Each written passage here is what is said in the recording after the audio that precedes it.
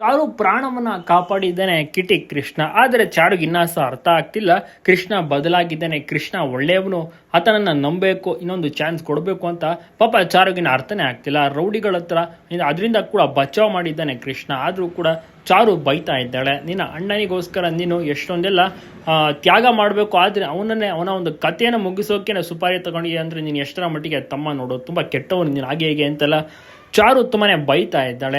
ಆದರೆ ಕೃಷ್ಣ ಬಗೆಹರಿಸಲು ಪ್ರಯತ್ನ ಪಡ್ತಾನೆ. ನನಗೆ ಗೊತ್ತಿರಲಿಲ್ಲ ಇಂಥವರ ಬಲೆಗೆ ನಾನು ಬಿದ್ದಿದ್ದೀನಿ, ನನ್ನ ಅಣ್ಣನಿಗೆ ಸುಪಾರಿಯನ್ನು ಕೊಟ್ಟಿದ್ದಾಳೆ ಅವಳು ಅಂತಿಲ್ಲ ಅಂತ ನನಗೆ ಕೆಲಸ ಒಪ್ಕೋತಾ ಇನ್ನ, ದಯವಿಟ್ಟು ನನ್ನನ್ನು ನಂಬಿ ಅದಕ್ಕೆ ಹಾಗೆ ಹೀಗೆ ಅಂತ ಹೇಳಿದ್ರು ಕೂಡ ಕ್ಷಮಿಸುತ್ತಿಲ್ಲ ಚಾರು. ಬೈತಾ ಇದ್ದಾಳೆ, ಸರಿಯಾಗಿ ಬೈತಿದ್ದಾಳೆ. ಇದರಿಂದಾಗಿ ಕೃಷ್ಣಗೆ ಏನು ಮಾತನಾಡಬೇಕು ಗೊತ್ತಾಗ್ತಿಲ್ಲ, ಸುಮ್ಮನೆ ನಿಂತ್ಕೋತಾನೆ. ಆ ರೌಡಿಗಳಿಂದ ಬಚಾವ್ ಮಾಡಿರೋದೇ ಕೃಷ್ಣ. ಒಂದು ವೇಳೆ ಕೃಷ್ಣ ಇಲ್ಲದೆ ಹೋಗಿದ್ರೆ ಆ ಚಾರು ಕತೆ ಏನಾಗಿರೋದು ಅಂತ ಪ್ರತಿಯೊಬ್ಬರಿಗೂ ಸಹ ಗೊತ್ತಿದೆ. ಸೊ ಅಷ್ಟರ ಒಂದು ಬಹಳಷ್ಟು ರೀತಿಯಲ್ಲಿ ಕಷ್ಟದಿಂದ ಕೂಡ ಒಂದು ಫೈಟಿಂಗ್ ನ ಮಾಡಿ ಕೃಷ್ಣ ಬಿಡಿಸ್ಕೊಂಡು ಬಂದಿದ್ದಾರೆ.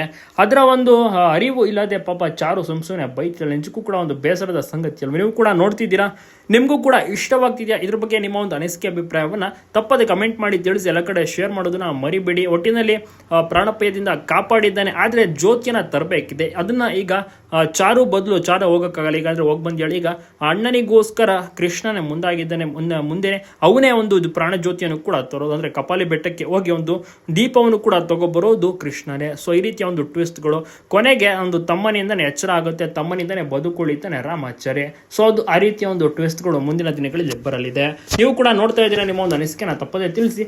ನಿಮ್ಗೆ ಯಾವ ಪಾತ್ರಧಾರಿ ಇಷ್ಟವಾಗ್ತಿದ್ದಾರೆ, ಚಾರು ಪಾತ್ರನ ಅಥವಾ ರಾಮಾಚಾರ್ಯನ ಅಥವಾ ಕಿಟಿಯ ಪಾತ್ರನ ಕಮೆಂಟ್ ಮಾಡಿ.